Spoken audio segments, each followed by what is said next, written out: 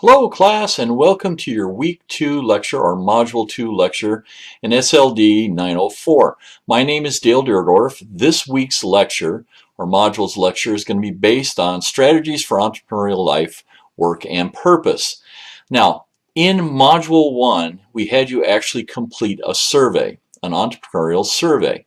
That survey is based on the work by these two authors for Life Entrepreneurs, the Life Entrepreneurs book, and I'm going to walk you through the characteristics or the additional strategies that they provide for you in the book. So you've got your data results from your, I'll call it from the survey that you filled out at the end of last week. So as soon as you've got that data, you can see it. But what I want to do is I want to give you a little bit more additional information. So I'm going to walk you through, I'll call it the add-on strategies, the additional information that's available for you. So let's go ahead and just take a quick peek at what that looks like.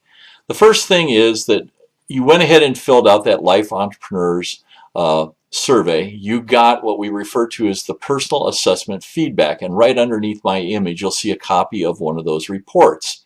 So I've gone ahead and filled it out also. I'm going to walk you through my results. I'm going to walk you through what these results mean and the different areas, along with what the authors have made as far as recommendations on how to identify your strengths and the areas that you have gaps in and how to fill those in. So we're looking for certain areas, and one of the things I think is really important is they talk about one strength does not compensate for a weakness in another. All four of these areas that we're going to talk about, all the areas from an entrepreneurial standpoint, work in concert with each other. They're all interconnected. They're all joined together as a profile for you for an entrepreneur. And they say that some people don't just live, they lead a life. And that's what we want you to do. We want you to have that opportunity.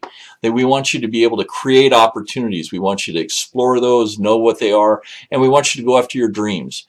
Big dreams.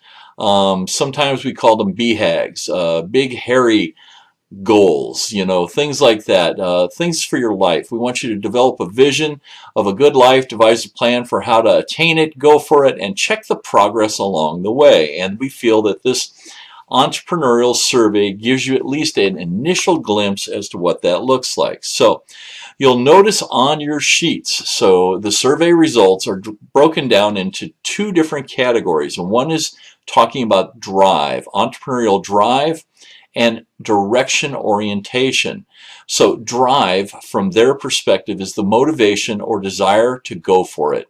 It's that, some of us with drive have a passion to commit ourselves to something, that we're driven, often something much bigger than ourselves. This breathes life into everything we do and fuels our motivation to take risks and actions from an entrepreneurial standpoint. Now, the other side of that is direction. It's almost like a compass, okay? So the compass is going to give us that orientation, that drive orientation. Direction is the drive's companion, the harnessing force that channels our drive towards a desired destination. Our direction comes from our core identity, okay, and gives us a sense of where we should be heading. It's that alignment.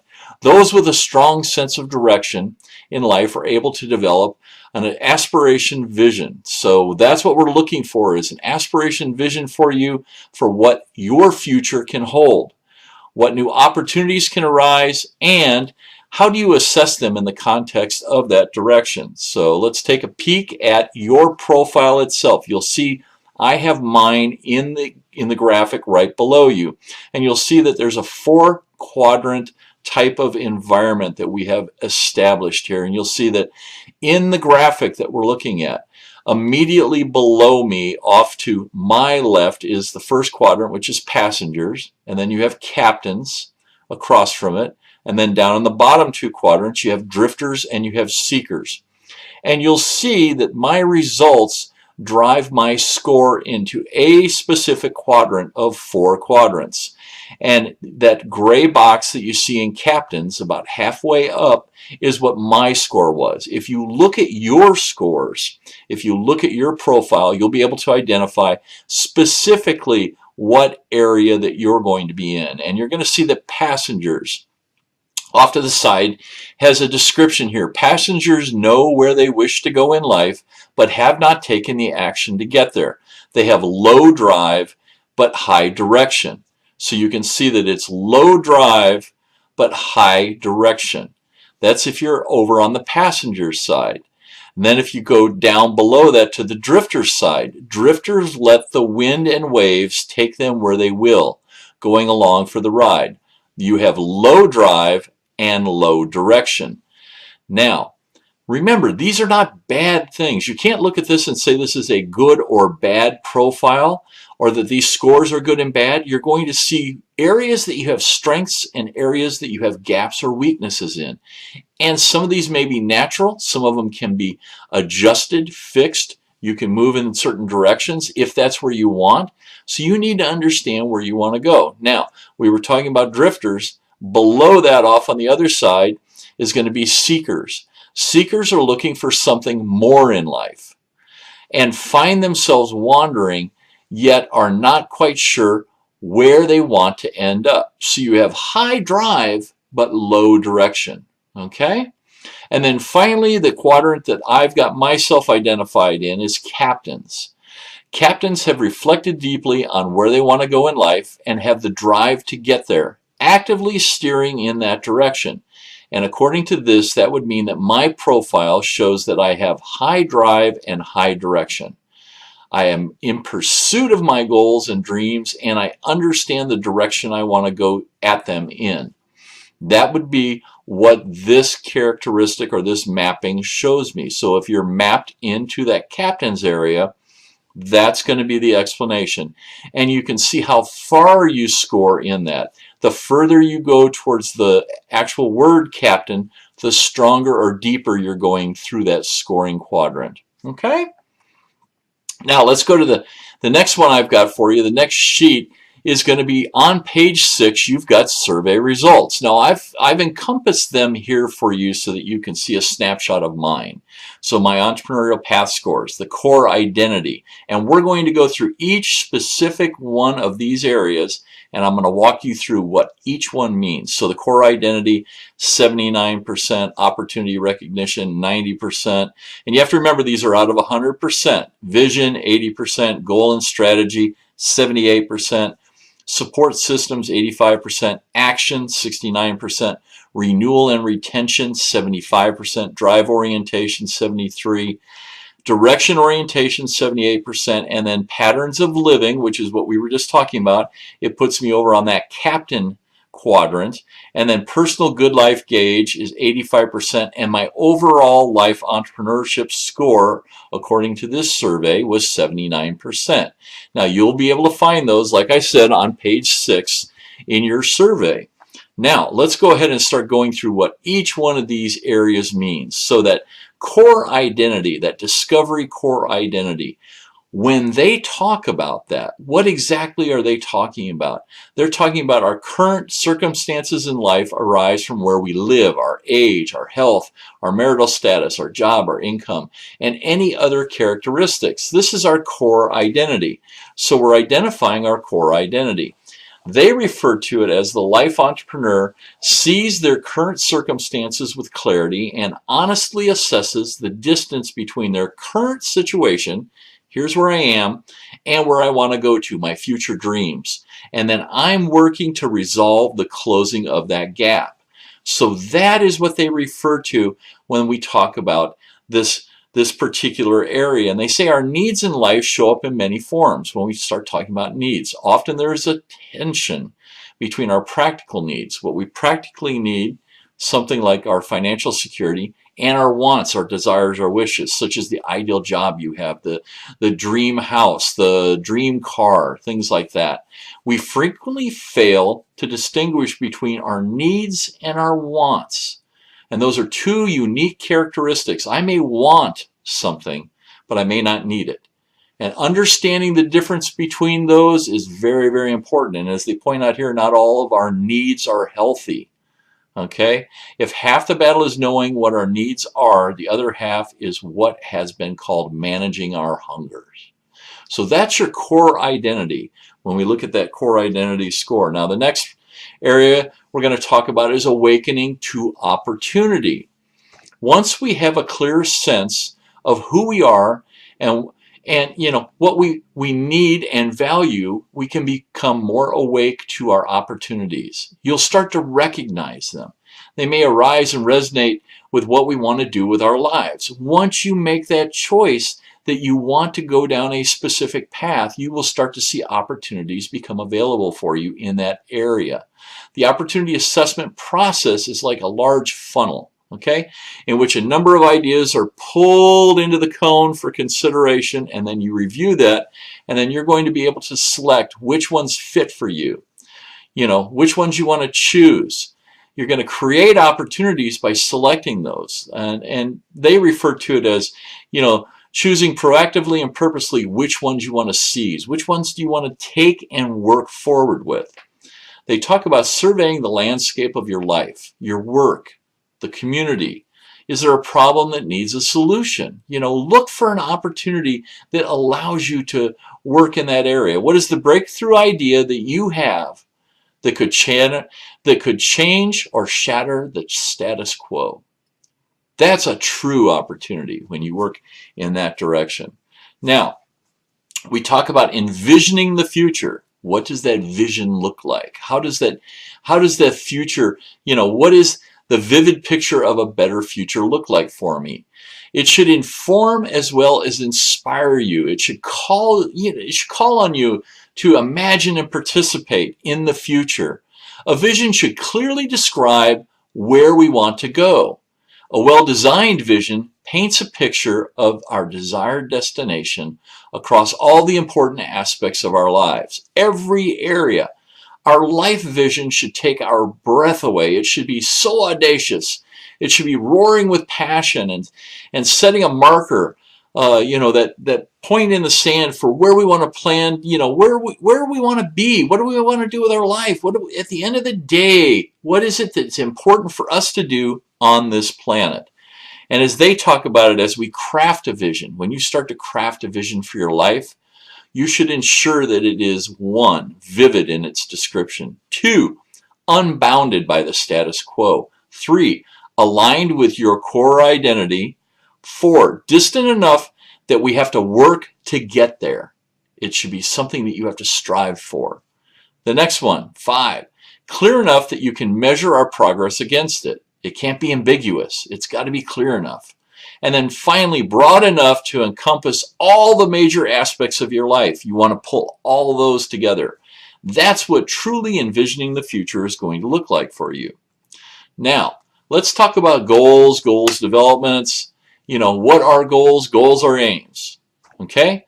At the end, it's the objectives we want to accomplish. And most people are familiar with setting and pursuing goals, but few are acquainted with the essential characteristics of effective goals. So when we talk about effective goals, what makes a goal effective? Well, we're going to design goals. We're more focused and accountable and consequently tend to achieve more effective goals by making sure that they are purposeful and prioritized. The next piece of it, clear and measurable. The final piece, challenging but achievable. Okay? Smart goals are driving in this direction also, but I want to make sure you add these characteristics to it, that they're purposeful, being able to prioritize them, that they're clear like a SMART goal, measurable, challenging but achievable. Think about what you think are your top 5 goals. So if you take a minute right now and just write down, what do you think are the top 5 goals in the next 3, let's say next 3 years? And then I want you to rank them by what's important. Okay? I want you to do that as an activity for developing your goals, and then we're going to explore other aspects of that. Okay? So make sure you get a chance to write those down. And then look back and say, do they meet the characteristics of what we call effective goals described above? Are they purposeful? Can you prioritize them? Are they clear and measurable? Do they meet that SMART goal challenge? And are they challenging but achievable? Okay? Then we're going to drive into understanding how to develop strategies. So once your goals are established, now you need to devise a plan on how to achieve them. And the way we do that is, the provenance of a strategy. An entrepreneurial strategic plan is concerned with achieving a desired vision, a set of goals, in light of opposing pressures and limited resources. These are not going to be easy. These are challenges for you. It is a very concrete way to organize priorities and direct anticipated actions. In developing a strategic plan, we are going to need to do the following, okay? So number one, master the context. Really understand the context and master it. Test your assumptions. Craft experiments, and that word experiments means entrepreneurial activities. Whether it's a startup, whether it's developing a new product, service, partnership, anything like that. Remember, all of those are called experiments in the entrepreneurial environment. Remain focused and flexible. And those are two things that are very hard to do sometimes, because sometimes we become so focused, so dogmatic, so working hard towards something, it's hard for us to be flexible in any way. You have to learn how to mitigate risks, and you need to identify the required resources. What's necessary? What do I need? And that's part of that strategy development. Note that all strategies address how you will achieve your goals. Don't get hung up on the semantics of strategies versus tactics, because tactics are different than strategies. We want you to develop a strategy. Tactics will follow through. Okay? Now, one of the other areas that they really want you to focus on is that healthy support system. So many of you have heard of the hero's journey, and as much as we ascribe to the hero's journey, and how important that is, we are more fragile and vulnerable than we care to admit. We need others. We need people around us to fortify our resolve, provide perspective, and buck up with emotional support. You need a support structure, a support system. As an entrepreneur, and we'll find this out later, sometimes it's a very lonely journey that you're on. You need other people that you can talk to. You need other people from a business partnership, from a life partnership, families, friends, mentors, other people around you that can help you by being in a relationship with you. That relationship's going to give you roots and wings. Roots to ground you, to give you that solid grounding, and wings to help you fly. The important people in our lives provide us with the all-important emotional foundation, and that is what is required to be healthy. We want you to build a healthy support system as an entrepreneur. You should be willing to take risks because your root system is strong. You want to know that you can manage that. Okay? Now, we've got a definition for you here for the entrepreneur, and we're going to talk about taking action and making a difference, and a list that you can create as you start to think about things. So they refer to an entrepreneur as the acting person. Ultimately, the defining moment for a life entrepreneur is when they put away their lingering doubts, roll up their sleeves, and go for it. The ability to, at a certain point, just say, you know what? I'm going for it. This is it. Everything I've got, I'm headed in that direction. As you think about how to realize that vision, to achieve your goals in the next coming years, they want you to make a list of what you need to stop doing, what you need to start doing, and what you need to do more of. And then rank them in order of importance with each of these categories. So this is another activity that I want you to do. I want you to spend a couple minutes. Think about, with that particular goal that really you want to do to make a difference, that vision that you have, what do you need to stop doing that could be preventing you? List that. What do you need to start doing that you may not be doing now, that you may have put off to the side and said, well, that's something I can get done later. I don't need to do that yet. What do you need to start doing? And then what currently are you doing but you need to do more of? And you need to list those. This window of opportunity in your life, when you create that and you look at that, it's going to give you an action plan. You're going to create that action plan for what you need to do to continue moving forward. Now, the course also talks about, or the material also talks about renewal and reinvention and how you need to embrace that. As you blaze a trail in life, we sometimes lose our way. We've all gone that way where you suddenly look over to the side and you say, how did I get here when I want to be over there? How do I make that adjustment? How do I adjust the course and continually learn from my experiences? And sometimes that requires something called renewal. Sometimes it requires reinvention. Those two things. So what is daily renewal? Rituals. Things like reflection, journaling, walks, exercises, listening to music, things that maintain the opportunity for you to then do some level of restore perspective in your life. That reflection gives you the ability to understand how you're engaged in your current activities, what has happened to you, and it also gives you a reference to go back and look at and say, okay, well, I've made this adjustment based upon that. Was my observation correct? Okay? Have you had a defining experience in your life in which you were tested by adversity, something really, really tough? How did you handle it? What did you learn from that experience? Because a lot of times we say, this is what happened to me. It happened to me. We didn't learn from it. We didn't do any level of reflection on it. I need you to be able to do that. Those are some of the characteristics that are really going to be very valuable for you. So they talk about, are you stuck in life and or work in ways that are what they refer to as debilitating? You know, are you burnt out? Are you disenchanted? Are you depressed? Things like that. Those are times when you need to do what they're referring to here by embracing a renewal or a reinvention. Draw a line in the sand and say, that was yesterday. Today we're going to move forward and we're going to be moving in a different direction.